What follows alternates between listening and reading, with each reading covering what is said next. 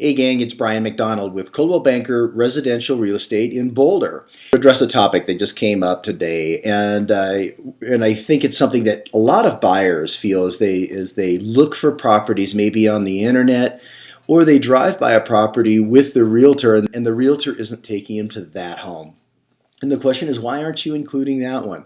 And so let me start by saying that your real estate agent doesn't have any good reason not to take you to any home. Even if the home is for sale by owner, the owner of FSBO or for sale by owner homes know to provide a commission to your broker for bringing you, the buyer, to it. So there's no reason or category of homes that your broker's trying to keep you from seeing or going to. So let's get that out of the way right away. But what are the three reasons why you may not be taken there? First of all, it may not meet your criteria, the criteria that you have agreed on with your broker, or maybe you just think you've agreed on. So maybe you've said to your broker that you want a home with 3 bedrooms, has to have 2 bathrooms, I need a backyard with a fence, and needs to be in this price range. Well, maybe that home you just drove by or you found on the internet doesn't quite meet that criteria. And remember, or let me tell you, that the multiple listing service that your broker uses is very complex. It has about 300 different search choices to be able to narrow things like that down on. And if you've been searching on the internet, say on Realtor.com or Zillow, you may not have been able to input as detailed of criteria.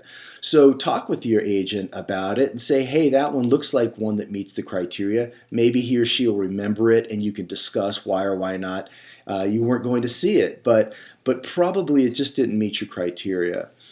Secondly, we did talk about for sale by owner homes. Those, if you're with your agent, have to be searched for in a separate web location. So make sure that you talk to your agent about that. If it is a FSBO a house, he or she'll certainly take you there.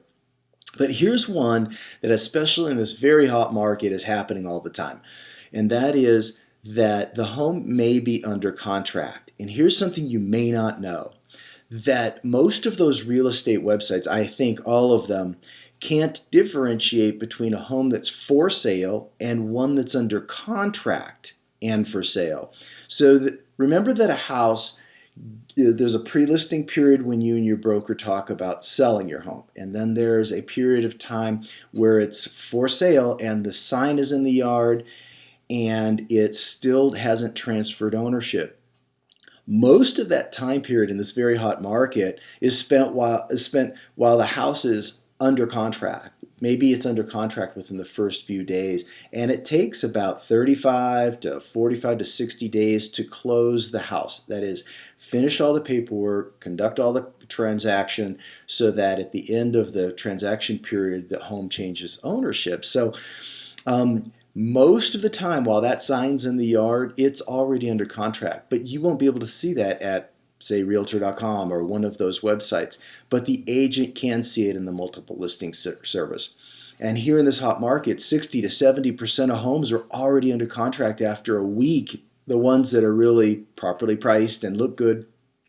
So a lot of them are ones that will be bypassed because that's already under contract. There's only a 5, maybe 7% chance that house won't close. So, in a rare occasion, maybe your realtor would like you to keep that one in consideration in case it falls out of contract, but most of them close. So to spend your time looking at those isn't that valuable. So that's the reason why you may be passing up that house. So I just thought I'd share that with you. Hey, if you guys are buying or selling a home at any time soon, or just talking about moving, please give me a call. My information's on the screen. I sure look forward to helping you. Take care.